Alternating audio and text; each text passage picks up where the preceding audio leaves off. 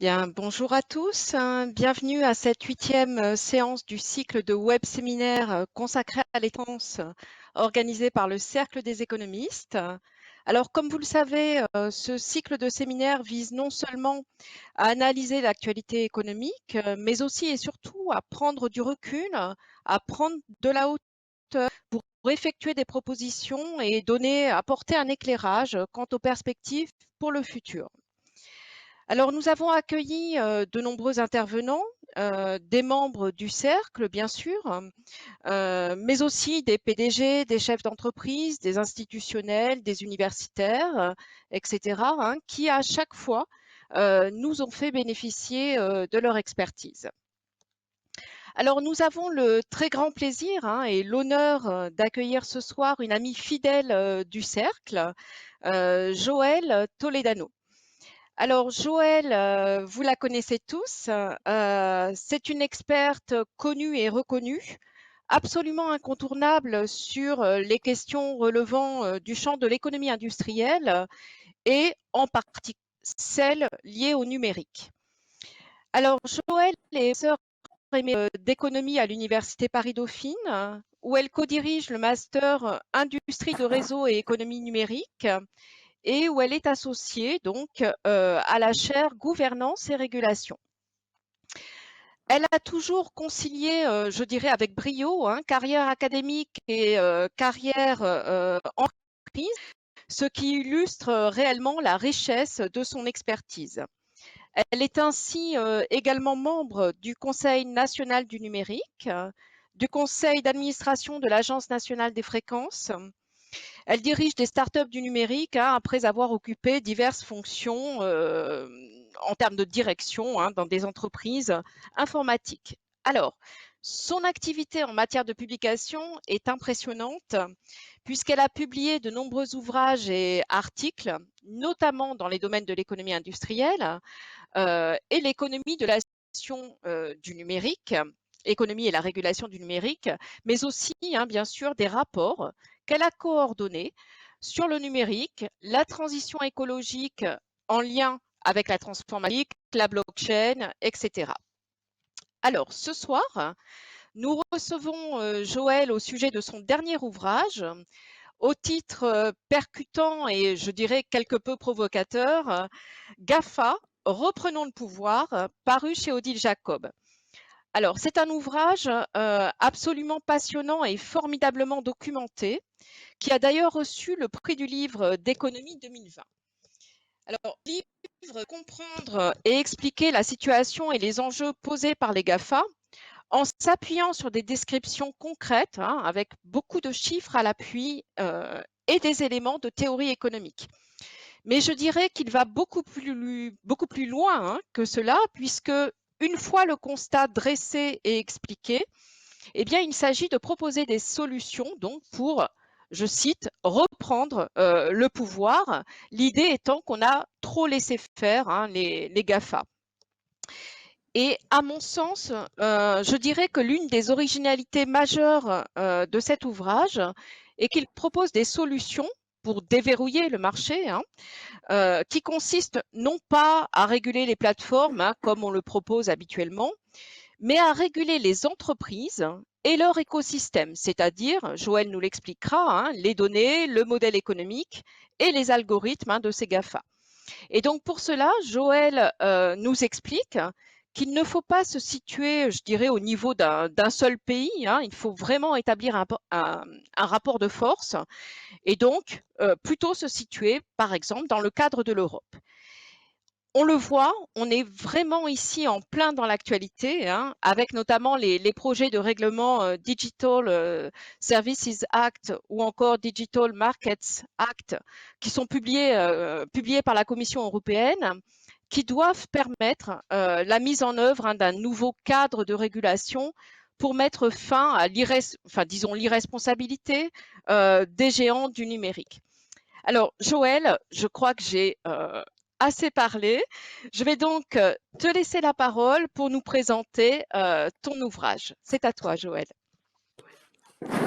Merci beaucoup et par la description et par tout ce que tu as dit. En fait, je suis absolument ravie d'être là et avec tous les amis qui sont au cercle et autour pour, au fond, présenter l'ouvrage et discuter non seulement des solutions que je propose, mais finalement aussi de les mettre en regard de tout ce qui s'est passé. Le livre a été publié il y a 6 mois maintenant et il y a eu toute une série d'événements, aussi bien aux États-Unis qu'en Europe. En Europe, tu l'as dit, il y a eu les deux textes proposés, les deux projets de règlement, mais aussi toute une série de procédures judiciaires entamées avec des résultats, etc. Et puis aux États-Unis, des rapports, des prises de position, évidemment, et l'épisode de Trump avec le Capitole et tout ce qui s'est passé, et puis ensuite, avec l'élection de Biden, un certain nombre de chantiers qui sont ouverts. Finalement, pour analyser tout ça, pour se projeter et voir ce qui est en train de se préparer et comment éventuellement il faut le faire un tout petit peu évoluer, je vais commencer par vous présenter la trame de l'ouvrage, parce que derrière la trame, il y a les principaux éléments qui permettent de fournir au fond une grille d'analyse et de la situation et des endroits où il faut agir pour sortir au fond de ce verrouillage des marchés que les GAFA ont mis en place. Alors, effectivement, la première question qu'on se pose, c'est celle que, au fond, je me suis posée, mais comment est-ce qu'on en est arrivé là? Comment on est arrivé à ce niveau de puissance? Les chiffres sur cette puissance, vous les connaissez. Tous les jours, ça se modifie un peu. Est-ce que finalement, la valorisation boursière, c'est 2 fois le CAC 40, 3 fois le CAC 40? Est-ce que Apple a dépassé la valeur du CAC 40? Est-ce qu'il est en dessous? Enfin, ce sont de toute façon des chiffres absolument phénoménaux qui s'accompagnent, si on veut rapidement décrire la puissance économique et financière de ces acteurs. Une recherche et développement qui est 1,5 fois celle de la France, des moyens financiers immédiats de plusieurs centaines de milliards de dollars disponibles, un pouvoir politique et social qui a, au fond, qui s'appuie sur non seulement les réseaux sociaux, mais la présence à travers les smartphones et ce que sont devenus les smartphones en matière de communication, et puis ce sont des champions nationaux américains. Et pour comprendre comment ça s'est passé, au fond, il y a à peine 20 ans, rappelez-vous, pour ceux d'entre nous qui sont les plus âgés, l'Internet, c'était ce monde merveilleux, cette caverne d'Ali Baba qui permettait de découvrir la culture et tout ça avec finalement ce qu'on appelait la net étiquette. Ça s'attaquait, entre guillemets, ça s'occupait de nous donner de la culture, de la connaissance. Et aujourd'hui, on est plutôt en train de parler bien plus de ce cauchemar qui est parfois derrière les réseaux sociaux, derrière un certain nombre de crimes ou de comportements illicites qui effectivement ont des conséquences très très négatives. Tout ça s'est produit parce qu'on ne comprenait pas bien ce qui se passait, et puis parce qu'ils nous ont proposé des services dont on avait très très envie. Alors, comment sont-ils imposés? Ça, c'est la première question, avec cette spécificité de ce qu'on appelle maintenant l'économie numérique, qui renforce les puissants, qui fait que une fois qu'on a atteint un certain niveau de développement, au fond, on gagne le marché parce qu'on fait jouer des économies d'échelle et de ce qu'on appelle les économies de réseau, au fond, qui est cette économie qui est plus il y a de clients, plus c'est intéressant d'y être, et moins c'est cher, et donc plus c'est difficile de re-rentrer sur le marché avec une nouvelle offre, sauf à être effectivement encore plus innovant, encore plus performant. C'est ça la logique de l'économie numérique, sauf qu'il y a quelques acteurs qui ont réussi à mettre en place, avec des pratiques, je dirais d'une certaine façon douteuses, ces pratiques leur ont permis de s'extraire de la concurrence en construisant à partir de ce qu'on appelle des plateformes, des empires, des écosystèmes, dans lesquels ils se sont développés finalement par une sorte de système en tache d'huile, en faisant de nouvelles acquisitions, en s'installant sur les marchés connexes. Par exemple, vous passez du moteur de recherche de Google à Google Maps et ça devient quasiment le GPS universel. Et puis, vous avez à côté Google Analytics qui devient l'outil pour faire de la publicité, et tout ça fait le développement de Google de la même façon que vous avez la plateforme des applications de Apple, où plus il y a des applications, plus c'est intéressant d'y être, plus il y a de clients et que ces clients sont riches, et plus vous avez évidemment des applications. Donc cette mécanique se met en place, mais normalement elle est susceptible d'être remplacée, et là ils ont mis en place effectivement des méthodes d'auto-préférence, c'est-à-dire de préférer ses propres applications que celles justement de ceux qui étaient venus, d'acquisition d'entreprises qui apparaissaient comme, en tout cas à eux, même si ça apparaissait pas clairement à ceux qui l'observaient, comme étant les futurs concurrents, par toute une série de pratiques. Et ces écosystèmes se sont créés et sont devenus à la fois des formidables moyens de se développer. Les commerçants qui sont sur la marketplace Amazon sont souvent très heureux de bénéficier effectivement de ce qu'apporte cette marketplace, mais en même temps, ils rentrent dans une régulation privée, c'est-à-dire que la loi est faite par Amazon, pour prendre cet exemple d'Amazon, elle est modifiée au nom de l'efficacité, tout ça se fait via des algorithmes, des logiciels opaques, et sans contre-pouvoir, au point que d'ailleurs un journaliste avait titré à propos d'Amazon qu'il était à la fois juge, jury et bourreau.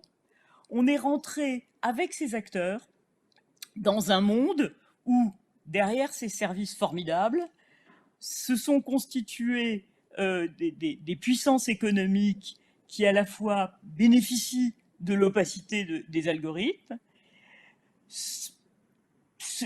À partir du moment où il y a d'autres entreprises il y a la potentialité de conflits d'intérêts, c'est-à-dire qu'ils vont favoriser certains par rapport à d'autres, évidemment en fonction de leur intérêt. Et puis, ils bénéficient encore d'autres choses qui étaient effectivement à l'origine du développement initial dans les années 2000, c'est-à-dire l'idée que, comme c'était des intermédiaires, ils n'étaient pas responsables ni des contenus, ni de ce qui était mis en vente sur ces places de marché. C'est-à-dire une irresponsabilité qui, effectivement, avait pour objectif initial de permettre ce développement, mais qui aujourd'hui devient assez anachronique à partir du moment où, justement, les algorithmes passent leur temps à classer, à vous proposer, à hiérarchiser, et donc l'irresponsabilité est de plus en plus étonnante, si je puis dire. Et on se retrouve dans cette situation, qui avait été anticipée d'ailleurs très très bien, derrière une phrase que pas mal de gens doivent connaître, qui est « code is law », c'est-à-dire que la loi est faite via les logiciels, et que si on ne s'occupe pas de ces logiciels, si on ne regarde pas ce qu'ils font, ils imposent une loi qui n'est pas forcément la loi ou du territoire national, ou de l'Europe, ou des États-Unis, selon le pays dans lequel on agit. Alors, par rapport à ce que je vous raconte, je vous dis qu'ils ont pris une puissance et qu'ils ont été capables de faire tout ça. Au fond, dans l'ancien monde, le droit de la concurrence aurait dû réussir à l'empêcher. La réalité, c'est que les modèles économiques, avec un certain nombre de caractéristiques, de gratuité, d'asymétrie d'information, de toute une série de particularités par rapport au monde, si je puis dire, non numérique, le droit de la concurrence n'a pas réussi à s'en occuper. Il a mis très longtemps à identifier les problèmes, et quand il les a condamnés, il n'a pas réussi à mettre en place les remèdes pour pallier ce genre de problème. Et donc, au fond, ce que je propose, comme le disait comme c'était dit tout à l'heure, via à la fois une démarche théorique et empirique, à travers des exemples concrets, et aussi les très très nombreux travaux qui ont été menés maintenant depuis une quinzaine d'années, c'est une grille d'analyse de ce qui s'est passé, et aussi, derrière cette grille d'analyse, la proposition de solutions qui, au fond, cherche à déverrouiller ces marchés qui ont été progressivement verrouillés. La régulation que je propose, elle est autour des entreprises et de leur modèle économique, tout simplement parce que c'est ça qui verrouille les marchés. Ce ne sont pas tel ou tel service identifié avec ces acteurs qui sont verrouillés, mais c'est un modèle économique d'ensemble. Prenons un exemple, quand on va parler d'Amazon et de ce qui se passe effectivement sur la plateforme d'Amazon, on peut parler de la place de marché et des traitements différents sur cette place de marché entre les commerçants et Amazon lui-même en tant que vendeur, mais il faut aller regarder de près en même temps Amazon Prime, ce service auquel vous vous abonnez et qui vous donne droit à de la distribution gratuite pendant toute l'année, plus maintenant des vidéos, de la musique et toute une série d'autres services, et qui, via cette prestation, va, en ajoutant à chaque fois des objets, de plus en plus d'objets que vous pouvez acheter, vous faire rester dans ce monde et éviter au fond d'en sortir. Google va faire pareil en vous installant dans ce monde au début qui devait vous ouvrir toutes les portes. En réalité, aujourd'hui, quand vous êtes sur votre smartphone, dans plus de 70% des cas, quand vous faites une recherche, elle vous renvoie à l'intérieur même du monde de Google. C'est donc ce modèle économique qu'il faut déverrouiller.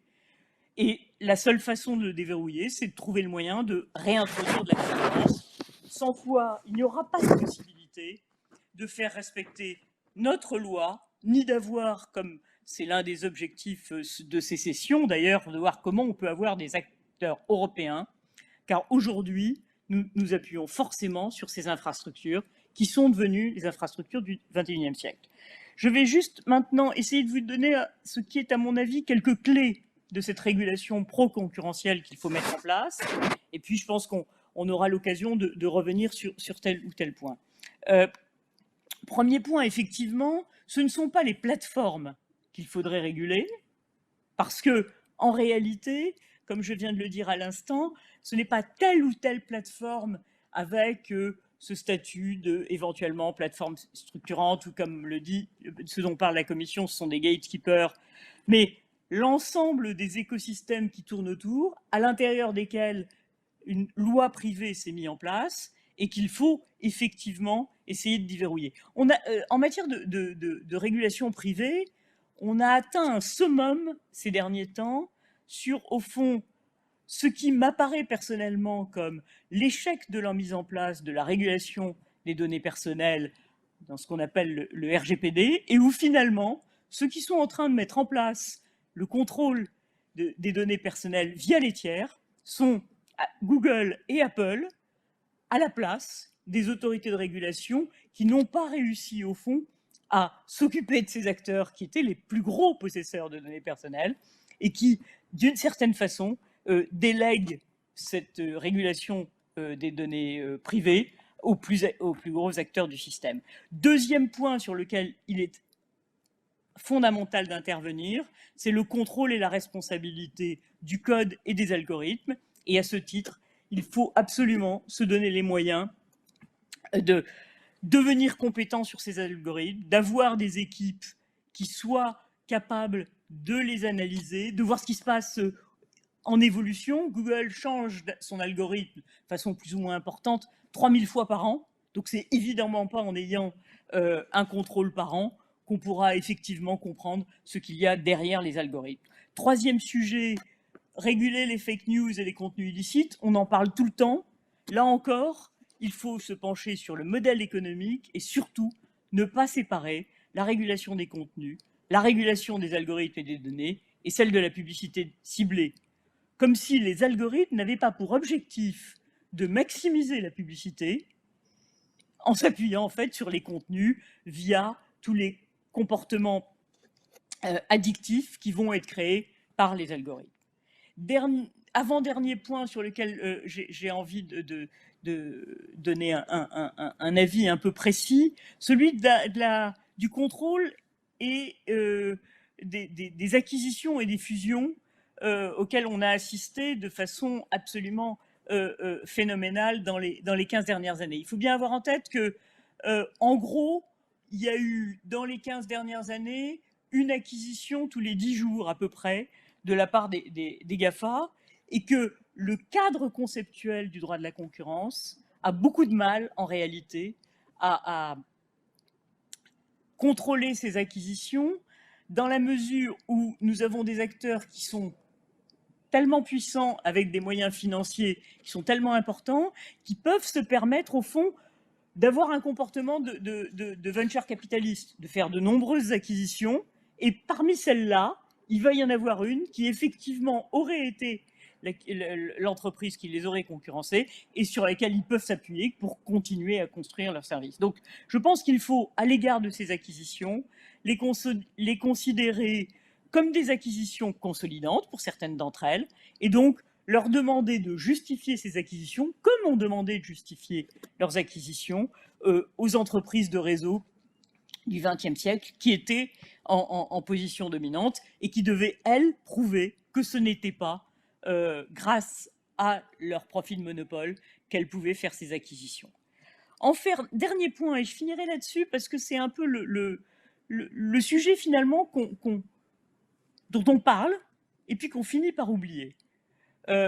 Derrière deux de ces entreprises, Google et Facebook, il y a le sujet de la publicité ciblée.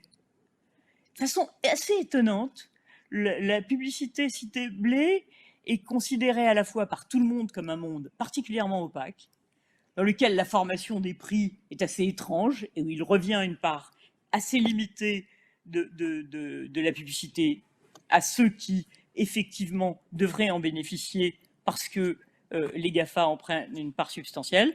Et pour autant, il n'y a pas de régulation précise qui permette de comprendre, par exemple, la formation des prix sur la publicité ciblée. Il faut donc s'attaquer à l'opacité de la publicité ciblée.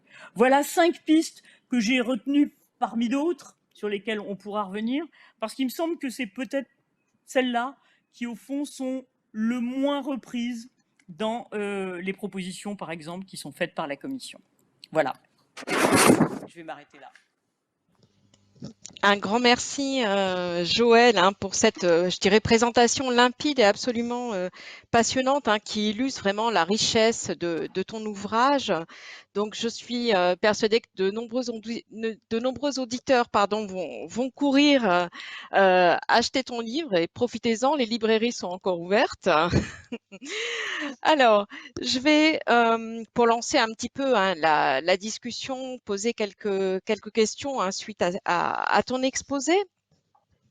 Alors, en faisant le lien évidemment avec l'actualité, est-ce que tout d'abord, première question, à ton avis, est-ce que les projets de règlement qui émanent de la Commission européenne et donc qui ont pour objet de proposer un nouveau cadre de responsabilité des grandes plateformes du numérique te semblent suffisants? Alors, je m'explique en 2 mots.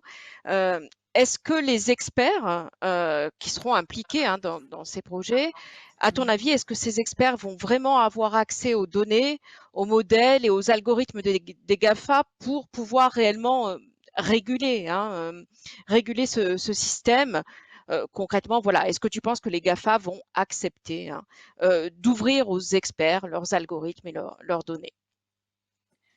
Alors, ce qu'il y a de très intéressant dans ces deux textes, c'est que je pense que les objectifs sont très satisfaisants.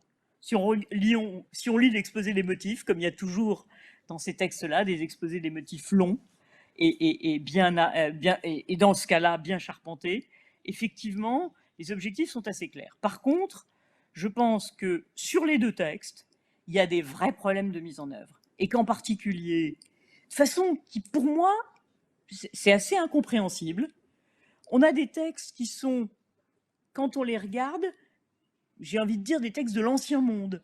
Ils demandent des rapports, des analyses, il y a des experts, mais sans qu'on dise vraiment de quoi ils sont experts, et quelle est la grille d'analyse qui va permettre effectivement de rentrer dedans.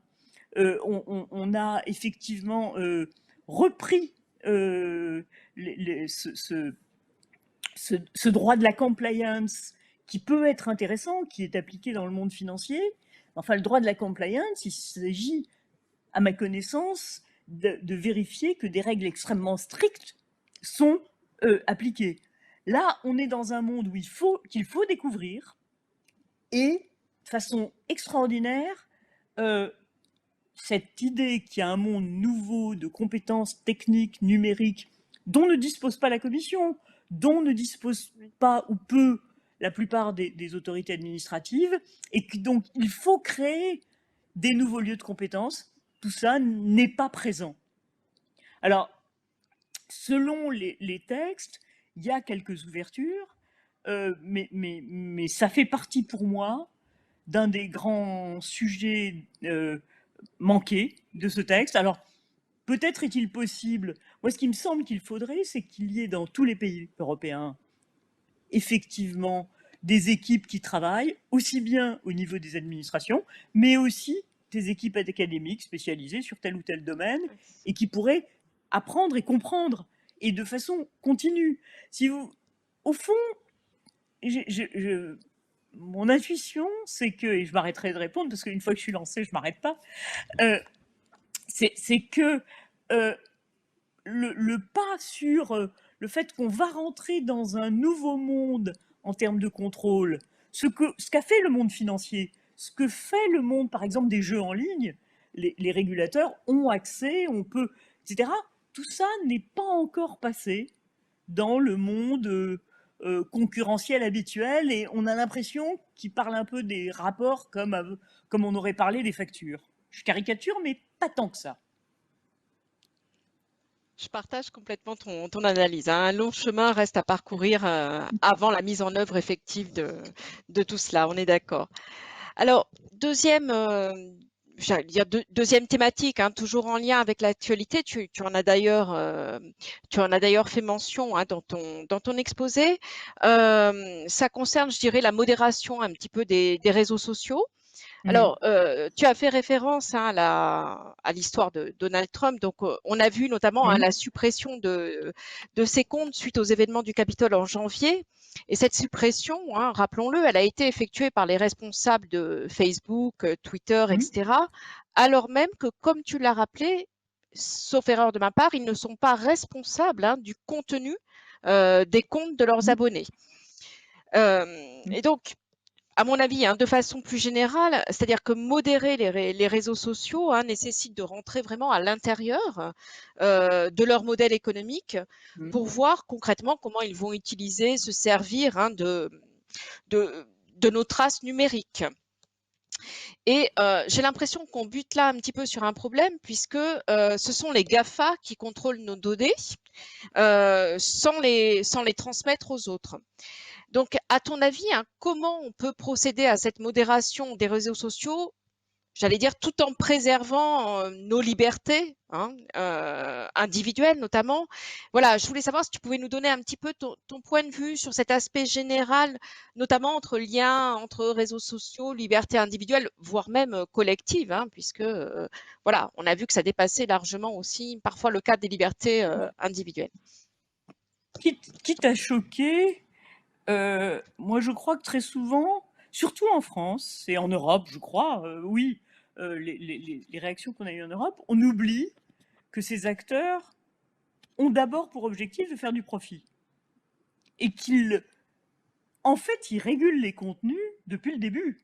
Ils bénéficient de ces textes américains qui disent à la fois qu'ils sont irresponsables et que si ils font des contrôles, on considérera, c'est ce qui s'appelle, je crois, la règle du bon samaritain, qu'ils le font pour le bien. Donc, en tout état de cause, en cassant la connexion de Trump, ils étaient non seulement irresponsables, mais on ne peut pas leur reprocher d'avoir effectivement arrêté ça, puisque ils l'ont fait comme des bons samaritains pour le bien collectif. Mais n'oublions pas que tout ça s'inscrit pour eux essentiellement dans une entreprise de maximisation du profit. Et on a toute une série d'exemples, aussi bien chez Facebook que chez Twitter d'ailleurs, où il y a eu des travaux qui ont mis en évidence que les algorithmes, si on voulait qu'il y ait moins de conflictualité, plus moins de conflictualité, moins de contenu illicite, etc., il suffisait, d'une certaine façon, de faire évoluer ces algorithmes pour que ce qui est favorisé n'est pas ce qu'on appelle l'engagement, c'est-à-dire le fait de vous faire revenir sur votre réseau pour vérifier si vous avez eu 22 retweets ou pas de retweet du tout, donc si on vous aime ou si on vous aime pas, et si vous avez été suffisamment agressif dans votre formulation pour que effectivement ce soit repris, parce que c'est dans ce cas-là que c'est repris davantage que quand la formulation est nuancée. Donc c'est les algorithmes qu'il faut aller regarder, parce qu'ils sont là pour effectivement générer de l'engagement, et l'engagement passe par la conflictualité. Et tant qu'on ne parle que du contenu, je pense qu'on est en train d'essayer au fond, d'enlever l'eau à la fin, dans un bateau avec une petite cuillère, quoi. Donc la première chose à regarder, c'est effectivement de pouvoir s'occuper des algorithmes.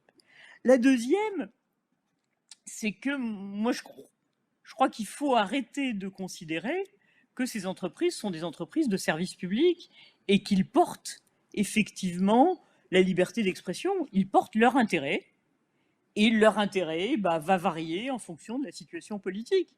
Et tout le monde a remarqué que Donald Trump n'avait été coupé qu'à partir du moment où le Congrès était effectivement devenu démocrate, pas avant.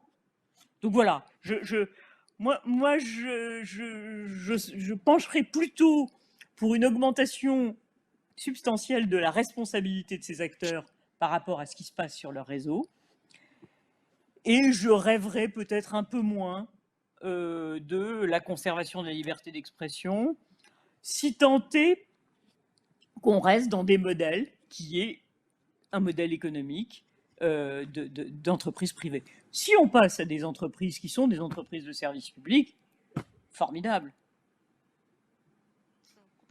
Je partage là encore totalement ton analyse, mais alors en lien avec ce que tu viens de dire, enfin, au sujet de l'information, de la responsabilité, etc., sauf erreur de ma part, on a montré que ce sont plutôt d'ailleurs les fausses informations qui vont accroître le temps qui va être passé finalement par les utilisateurs sur les plateformes. Et donc, tu as parlé de responsabilité. Donc, concrètement, qui est responsable en cas de diffusion de fausses informations sur les réseaux sociaux? Imaginons que ces informations aient de graves conséquences, voire dramatiques. Voilà. Qui est responsable de ça? De manière similaire, je pourrais te poser la question, Joël, lorsqu'on va acheter un produit sur Amazon et que ce produit que l'on reçoit est défectueux ou n'est pas le produit attendu, je ne sais pas, voilà. Tu vois, qui a la responsabilité de ça, en fait? Voilà. Bon, je pense qu'il va falloir inventer une voie intermédiaire entre cette irresponsabilité et la responsabilité d'un commerçant qui, dans sa boutique, a acheté des produits et qui les revend parce qu'il sait bien ce qu'il a dans sa boutique. Et qu'il va falloir trouver, et c'est ce que sont en train de faire, je crois qu'il y a 2 jours encore, je lisais que ça a avancé aux États-Unis, où Amazon, de plus en plus, il y a eu des accidents, quelqu'un qui a perdu un œil sur un produit, etc. Et les juges commencent à dire vous aviez des moyens de savoir que ce produit était dangereux. Donc, on ne peut pas imaginer à la fois. Moi, ce qui me choque dans cette irresponsabilité, c'est que pour quand quelqu'un va sur Amazon, il se rend compte que un produit va être évalué, qui va être plus ou moins bien positionné, qu'on va dire qu'il y a eu des gens contents, etc., etc. Donc, on va le recommander, plus ou moins, et pour autant, on va pouvoir dire que on ne sait pas s'il est dangereux. Donc, il va y avoir énormément de moyens autour de cet objet pour, au fond, lui qu'il ait un écrin qui corresponde à ce qu'on a envie ou pas de favoriser. Et tout d'un coup, quand il s'agit de voir les effets, on est irresponsable. Donc je pense qu'il doit y avoir les moyens effectivement, de ne pas arriver au même niveau de responsabilité que celui d'un monde plus limité et plus fini. On est dans le monde du numérique, mais quand même, quand, je ne sais pas, un produit a été vendu énormément, qui a eu des choses qui vient d'origine sur lesquelles on ne peut pas se retourner, puisque c'est l'un des problèmes. Celui qui est censé être responsable, c'est le vendeur. Si l'entreprise n'a pas vérifié que ce vendeur existe, qu'il est capable de le retrouver, etc., mais que pour autant il lui a fait payer de l'entreposage, il lui a fait payer de la publicité, il y a un problème. Donc je pense qu'il doit y avoir façon de construire une responsabilité dans ce monde du numérique, là je parle les produits illicites, mais de la même façon dans les contenus, on ne peut pas rester, ça ne me paraît pas raisonnable et pas vrai par rapport au fait que ces acteurs maintenant, ils interviennent en réalité. Donc puisqu'ils interviennent, il faut qu'ils prennent une part de responsabilité. Après, je pense que c'est un travail compliqué et où tous les mots vont rentrer, mais qu'il faut qu'on sorte. Moi ce côté, effectivement, dans le texte européen qui conserve complètement cette irresponsabilité et qui, en plus, met cette règle du bon samaritain, je pense qu'elle doit être regardée de plus près à l'aune des contraintes qui sont posées, c'est-à-dire que à ce moment-là, si les contraintes qui étaient posées n'ont pas été respectées, à ce moment-là, etc. Je ne sais pas, mais je crois qu'il faut sortir de là, et le débat a commencé d'ailleurs assez largement aux États-Unis. On a vu que Jacques Dorsey, le patron de Twitter, reconnaissait qu'il y avait une part de responsabilité, alors qu'évidemment, Zuckerberg ne le reconnaissait pas. Merci Joël. Alors peut-être juste une dernière question, puisque j'aurais aimé avoir ton point de vue là-dessus. Donc, si on a le temps, hein, une petite question très très rapide. Tu expliques très justement dans ton ouvrage qu'un pays à lui seul ne va pas pouvoir révolutionner les choses, c'est-à-dire réguler à lui seul les plateformes. Hein. Et donc, je voulais savoir concrètement, donc je suis entièrement d'accord avec ça évidemment, hein, mais concrètement, comment tu vois cette coordination au niveau international, sachant que les droits dans les différents pays, en fait, ne sont pas les mêmes. Donc, est-ce qu'il nous faut réformer le droit de la concurrence au niveau international? Enfin, voilà, concrètement, comment les pays peuvent se coordonner pour que l'on puisse reprendre le pouvoir C'est clairement une difficulté, mais parce qu'on a l'habitude et du temps qu'il faut à Bruxelles pour arriver à se mettre d'accord sur quelque chose, etc. Mais enfin, s'il fallait une dernière preuve que la France toute seule ne peut rien faire, elle a encore été fournie avec la taxe GAFA, où les acteurs ont tout simplement fait payer les fournisseurs français de l'augmentation de la taxe. Donc, ok, enfin, ça ne veut pas dire qu'il fallait pas le faire. Je pense que c'était important de montrer une volonté politique, mais elle a complètement des limites. Et c'est pas que les Français qui se retrouvent face à ce problème. Hein. C'est pas juste de l'autodénigrement. La réalité, c'est qu'on peut rien faire seul, que tout le monde est en train d'en prendre conscience et que moi, je suis assez frappée de voir que sur des sujets qui jusqu'à présent étaient relativement peu convergents, comme les Allemands, les Français, les Néerlandais, ont un certain nombre de points communs. Après, jusqu'où on arrivera à aller, je ne sais pas. Ce qui me paraît évident, c'est que c'est pas en modifiant le droit de la concurrence qu'on y arrivera. C'est vraiment en mettant en place de la régulation.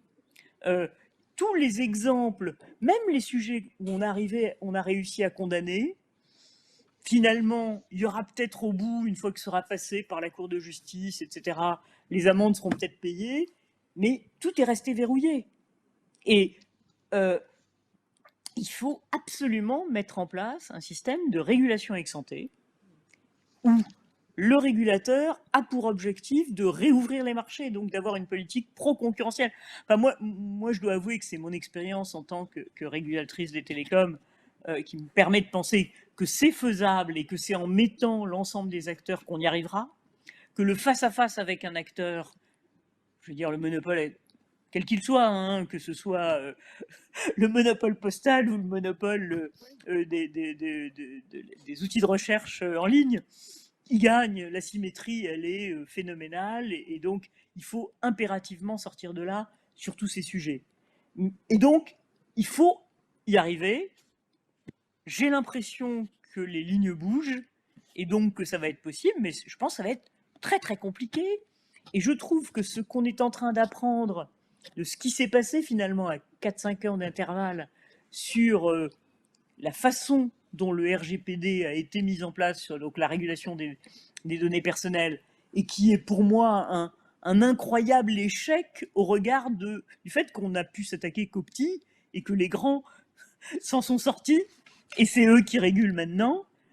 Il faut qu'on apprenne de tout ça pour devenir agile, être proactif et sortir effectivement de visions trop juridiques. Et il faut absolument être un peu plus économique et un peu plus technique. Un immense merci, Joël, pour tes réponses vraiment toujours aussi claires et exhaustives.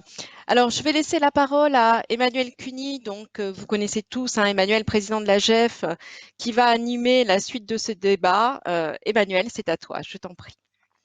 Bonsoir, merci Valérie, merci Joël. Effectivement, alors beaucoup de sujets ont été abordés. Moi, je vais transmettre en fait les questions puisque vous êtes nombreux derrière vos écrans et vous pouvez poser, comme vous le savez, toutes vos questions. Beaucoup de questions pertinentes. On va y revenir dans un instant. Auparavant, nous avons donc un panel de 2 intervenants que je vous présente. Françoise Benamou, coprésidente du Cercle des économistes, grande spécialiste des questions de l'économie, de la culture, entre autres. Et puis également en ligne avec nous, Michael Beribi, consultant financier, qui a coécrit avec Jean-Hervé Lorenzi le livre intitulé « L'avenir de notre liberté, faut-il démanteler justement Google ?»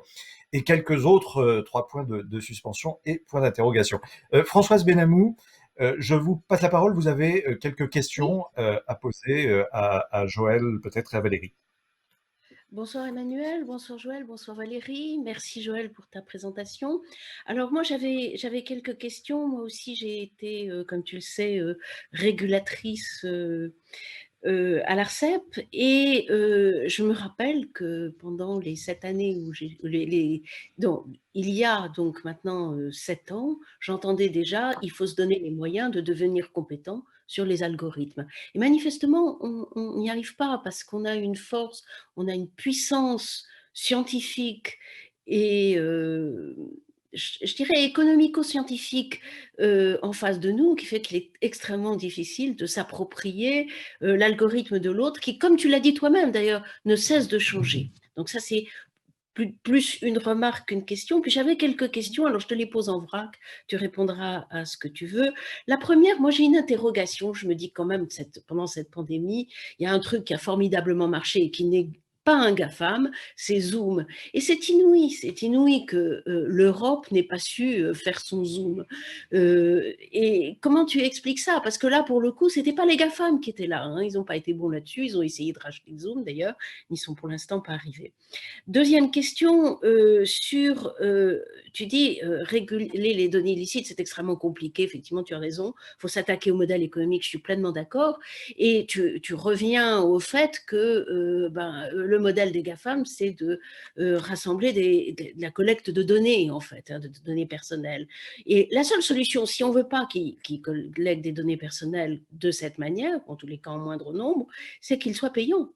Si Google était payant, on sort du modèle économique. Est-ce qu'il est possible d'imposer un système payant? Ça, c'est une question que je te pose, je ne sais pas y répondre.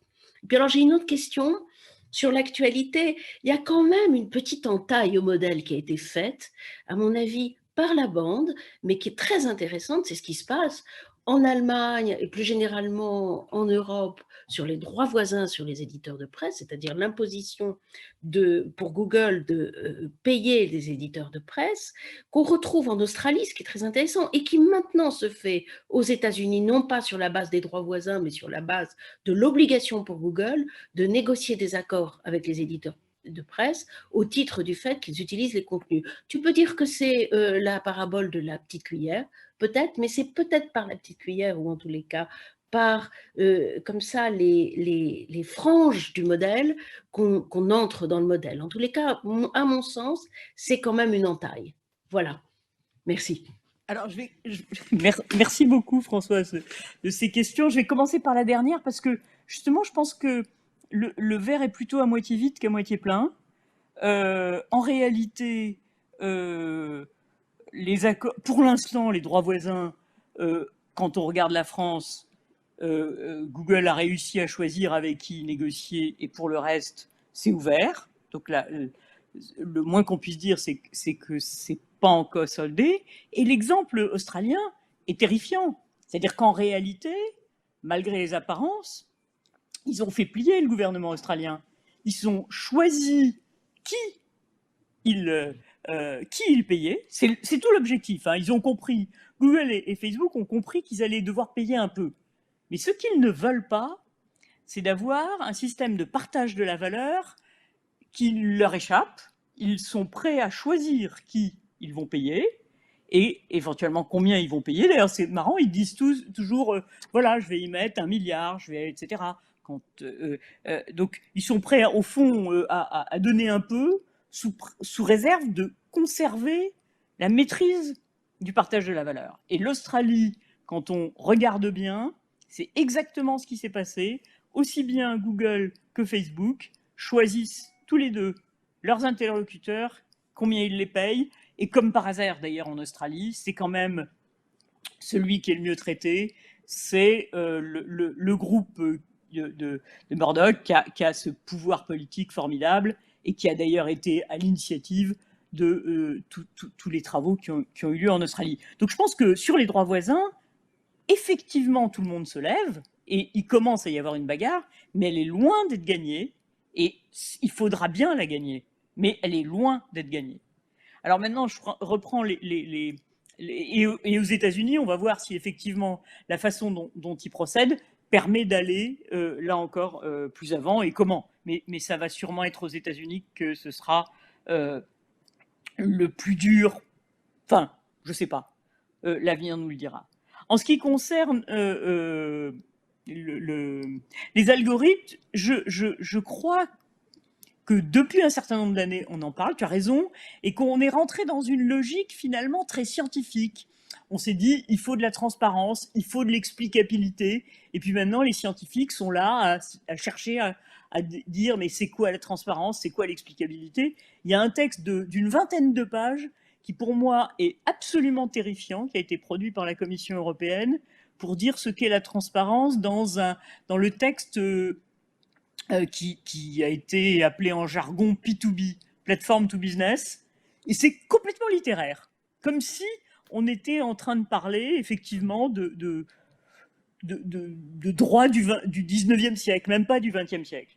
Et si on revient à ça, moi je suis sûr que sur les algorithmes, l'une des façons de rentrer dans le sujet, mais c'est le début de la bagarre pour gagner par rapport à cette asymétrie d'information, c'est effectivement d'avoir partout des équipes qui, au fond, testent, font du travail sur ces algorithmes, identifient des biais, par exemple, si on parle des réseaux sociaux, ah bah tiens, comme ça a été démontré aux États-Unis, l'application qui faisait les groupes sur Facebook, on a identifié a posteriori que c'était quelque chose qui effectivement a mis de l'huile sur le feu, si je vais vite, et du coup, effectivement, Facebook l'a fait disparaître. Donc, tester ces applications, tester et identifier des problèmes, et demander que ces problèmes soient résolus.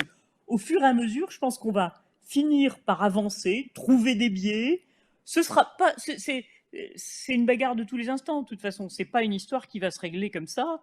On a en face de nous des gens puissants, riches et intelligents, tu l'as dit toi-même. Mais donc, je pense qu'il faut se donner les moyens, arrêter de parler des algorithmes et créer des équipes publiques et académiques pour travailler dessus et pour avancer dans la compréhension. Autre point, sur Zoom. Effectivement, Zoom a percé, mais tu as vu derrière Microsoft avec Teams, qui progressivement est en train de reprendre la main dans un certain nombre de cas. Je pense que l'histoire de Zoom est intéressante. Seront-ils là encore dans 4-5 ans? Alors, ils sont en train je crois, d'essayer de faire une alliance avec, alors j'ai oublié le nom de la boîte, mais une très grosse entreprise de software américain. Mais est-ce qu'ils vont réussir à tenir dans une bagarre qui clairement va les opposer à Microsoft ou pas? Pourquoi on n'a pas eu un Zoom? On a quelques applications que j'ai testées comme tout le monde, pendant le confinement, qui n'étaient pas si mal.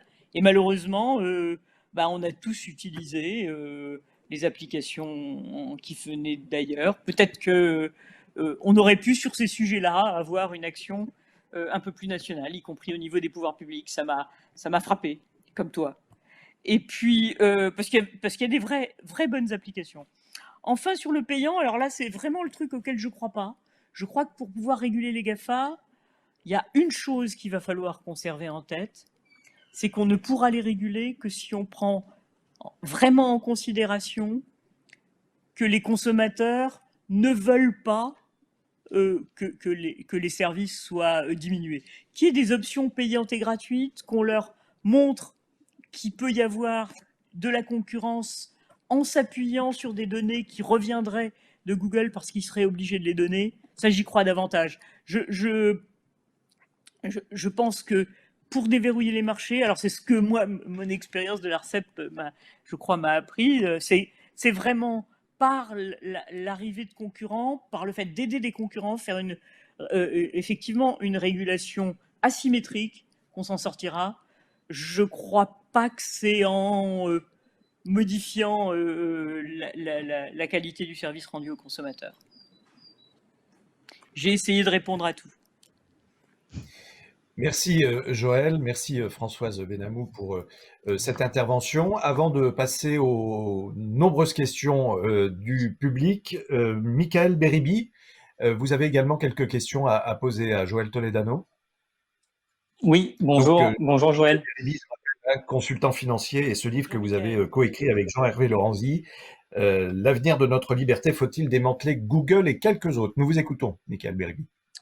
Merci beaucoup. Merci Joël. Alors, c'est pas tant une question, mais plus une remarque sur laquelle j'aurais souhaité finalement te faire réagir. C'est vrai qu'avec Jean-Hervé Lorenzi, on s'était pas mal intéressé sur notre dernier ouvrage sur ces personnes ou ces collectifs qui résistent.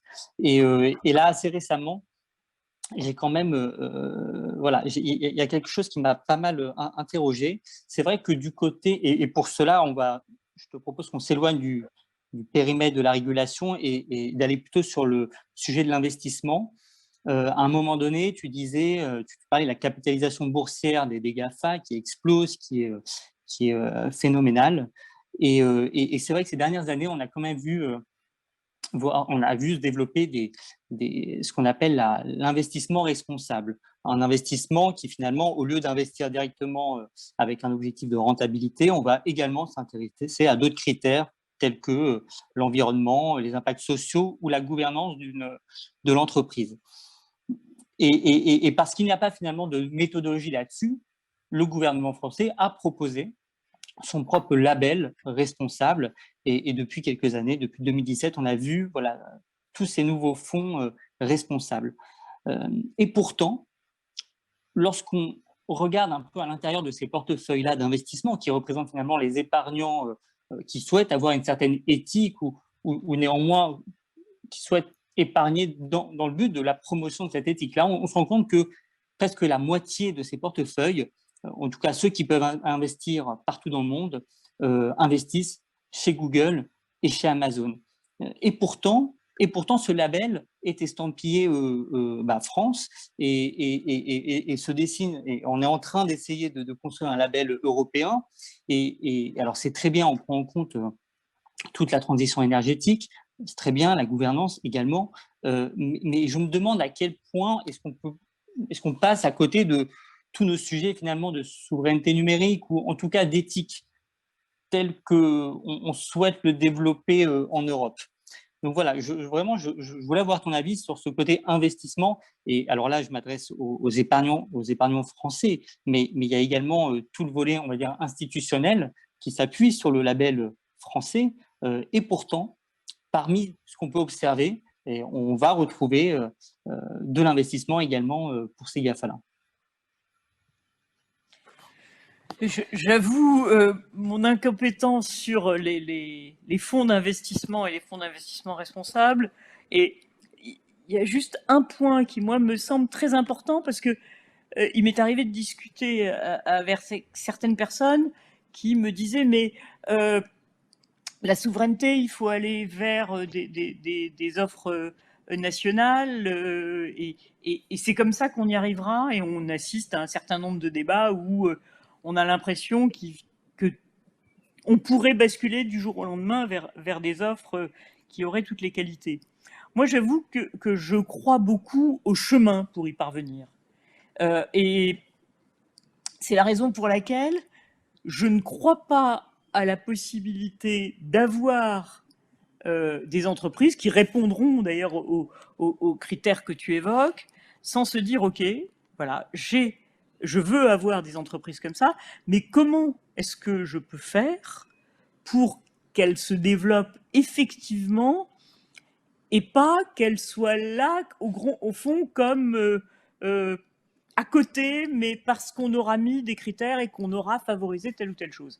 C'est pour ça qu'il me semble vraiment qu'il faut avoir les deux manettes, l'une sur l'investissement dans une orientation souhaitée et l'autre parallèle qui vise à ouvrir les marchés et rendre possible la concurrence avec ces acteurs-là. C'est-à-dire ne pas se dire il va y avoir les responsables et les irresponsables et puis je vais interdire les irresponsables, je caricature, pardon, mais plutôt se dire comment je fais pour que les responsables deviennent des vrais concurrents et qu'ils dament le pion et qu'ils soient meilleurs dans un certain nombre de cas face à ces acteurs qui aujourd'hui sont effectivement des leaders qui sont tellement difficiles à contester qu'on se retrouve, semble-t-il, dans la situation paradoxale que tu décris.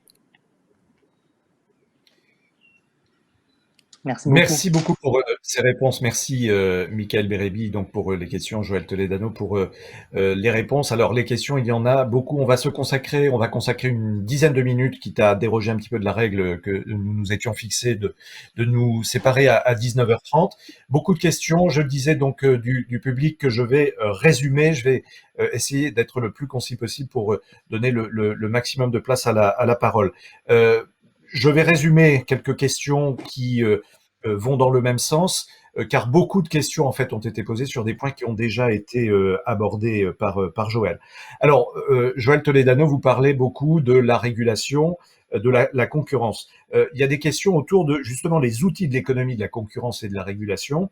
Est-ce que ces outils peuvent fonctionner dans un monde dématérialisé ? C'est toute la problématique finalement, parce que c'est un pan de l'économie qui est bien particulier, ce numérique. Est-ce qu'on peut jouer avec régulation vraiment dans le monde dématérialisé de l'économie aujourd'hui ? Oui, enfin, je vois pas quelle serait l'objection. Le problème qu'on a aujourd'hui et pourquoi on n'arrive pas effectivement à traiter les problèmes, c'est parce qu'on ne comprend pas ce qui se passe. Le jour où vous aurez plusieurs acteurs et que ces acteurs, au fond, auront intérêt à divulguer un peu d'informations pour que leur situation soit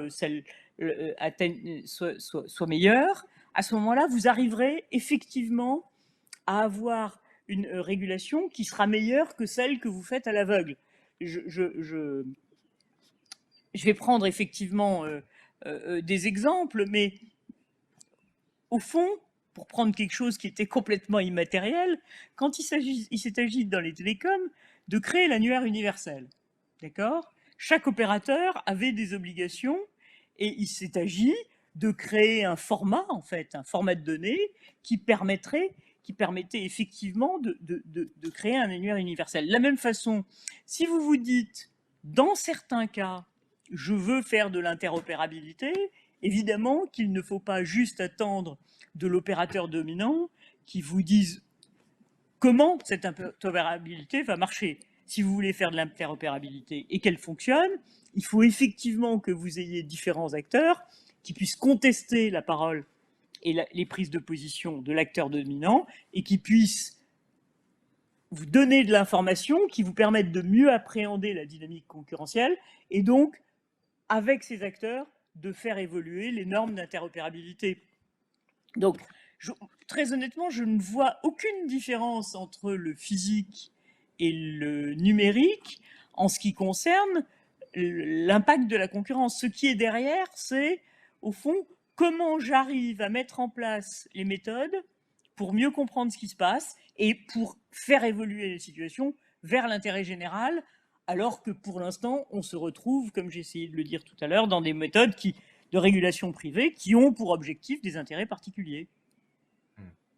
Mais j'ai peut-être mal compris la question. Pour poursuivre, non, non, absolument. Pour poursuivre justement sur ce sujet, cette question de Pierre Thierry Breton espère que DSA et DMA, donc le Digital Services Act et le Digital Markets Act, entreront en vigueur dans les 18 prochains mois, mais dans le même temps, la commissaire Margrethe Vestager est en faveur d'actions plus mesurées. Donc la question précise, c'est que est-ce que DSA et DMA sont déjà morts dans l'œuf? Non, je crois pas qu'ils soient morts dans l'œuf. D'abord, ils seront pas forcément dans le même bateau, hein. Aujourd'hui, ils sont dans le même bateau, mais moi, les échos que j'ai eus me font penser que effectivement, ça pourra peut-être converger plus vite dans un des deux cas que dans l'autre. Peut-être DMA, peut-être DSA. En tout état de cause, on est sur des sujets différents.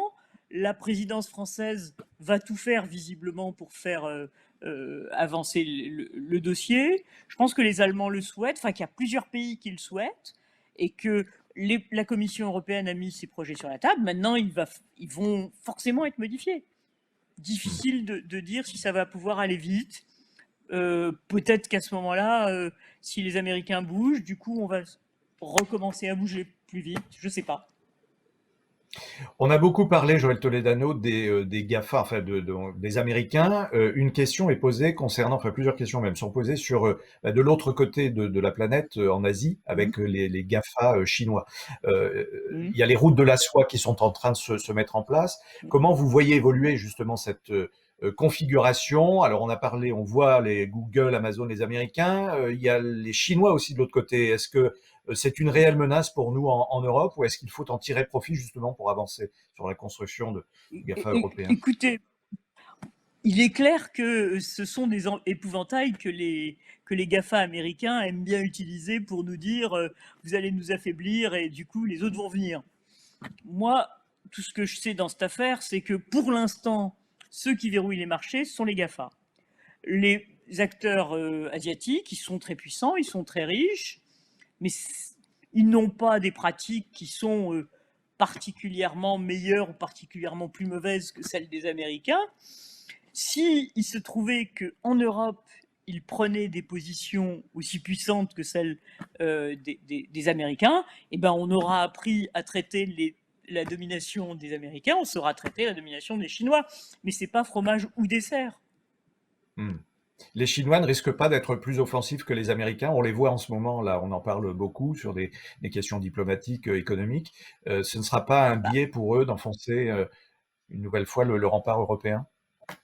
Mais si on a des règles telles qu'on est en train d'essayer de les poser, ben on leur appliquera de la même façon. Pourquoi est-ce qu'on des règles qu'on leur aura appliquées aux Américains, on ne pourra pas les appliquer aux Chinois? J'avoue que je comprends pas bien en quoi il faudrait attendre que les Chinois soient présents et plus puissants en Europe pour traiter le problème dans sa globalité. Alors, si on reste en Europe, justement, quelques questions autour de Qwant, donc le moteur de recherche européen, avec une forte présence française à la tête, qui a été revendu. Quel est l'avenir pour Qwant maintenant? On avait un moteur européen, que va-t-il en advenir? Très franchement, je pense qu'il faut être dans l'entreprise pour avoir une réponse à votre question. Moi, j'en sais rien. D'accord, c'est très clair. Donc il n'y a pas de... Parce que là, la concurrence est un petit peu cassée sur le plan européen. On avait un moyen de s'imposer, ce n'est plus le cas. Pour qu'il y ait de la concurrence en Europe, qui soit autre chose que 1% par-ci ou par-là, il faut mettre en place une politique proactive qui vise à rendre ses concurrents plus dangereux. Donc il faut... Il y a eu une étude d'ailleurs de l'autorité de concurrence britannique qui analyse très précisément les différents types de solutions pour mettre en place cette régulation asymétrique que j'appelle de mes voeux.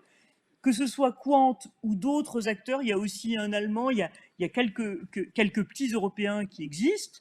Si on veut qu'ils deviennent grands, bah, il faut leur faire la courte échelle. Et Qwant ou un autre, aujourd'hui, la preuve est faite que c'est impossible sans moyen de revenir sur le marché de concurrencer les moteurs de recherche de Google. Donc, c'est pas une histoire d'ajouter des dizaines de millions. C'est là, aujourd'hui, ils ont effectivement amassé tellement d'historique et de compétences qu'il faut mettre en place les moyens pour rendre possible cette concurrence et aider ces acteurs, Quant comme les autres, à essayer effectivement d'innover et d'avoir des produits qui nous donnent envie de les utiliser.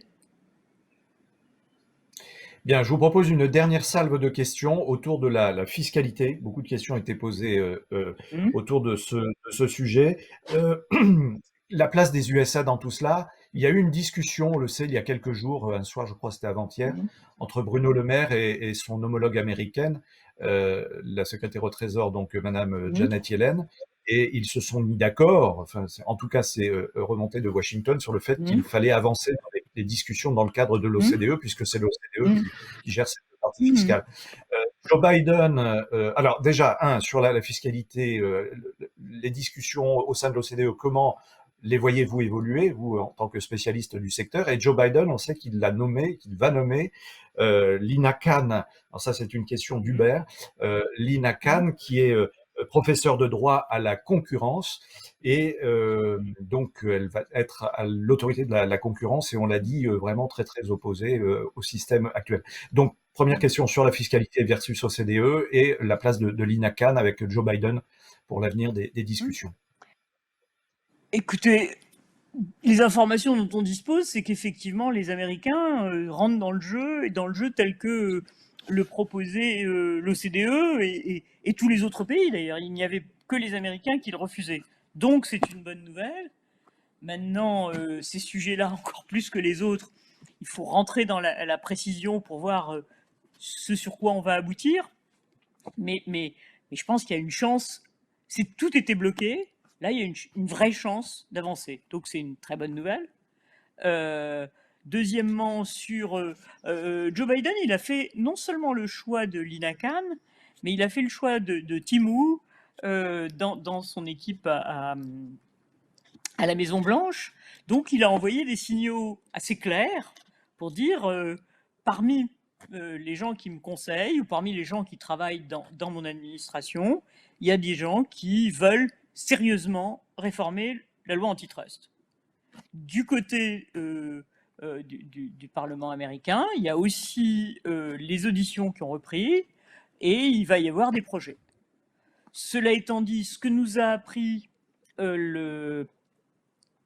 même ce qui s'est passé avec le rapport dit Cicilline qui a été publié à la fin de l'année dernière, c'est que autant les républicains et les démocrates étaient d'accord sur le diagnostic dont on parle aujourd'hui au fond, autant ils n'étaient pas d'accord sur les solutions. Donc, il faut s'attendre à des évolutions qui iront dans un sens qui nous semblera, je dirais, de bon aloi. Il ne faut pas croire que tout va être révolutionné rapidement. Moi, là où j'attends le plus Lina Khan, finalement, c'est que, bon, elle est nommée à la FTC, mais elle n'est pas seule. La FTC, d'abord, elle n'est pas encore nommée. Il va falloir que sa nomination soit validée. Et ensuite, il y a 5 commissaires, 3 démocrates et 2 républicains. Il se trouve que c'est la FTC qui, théoriquement, a en charge, dans le partage qui avait été fait il y a quelques mois, le suivi d'Amazon. Or, Amazon, c'est vraiment l'entreprise de prédilection de Lina Khan. Donc, je suivrai avec beaucoup d'intérêt l'action de la FTC à l'égard d'Amazon. Ce qu'on peut dire, c'est que tout ça se rouvre.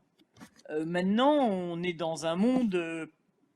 le monde américain est d'abord compliqué parce qu'il y a ce problème des bagarres violentes démocrates-républicains qui n'est pas simple pour faire adapter des nouveaux textes, et ensuite parce que toute décision d'une autorité aussi puissante que la FTC est immédiatement contestée devant les tribunaux, et on ne peut pas s'attendre à ce que des choses se passent rapidement et modifient considérablement la situation. À ceci près quand même qu'à force d'avoir une pression sur les GAFA, ça peut aider à faire bouger, y compris chez nous.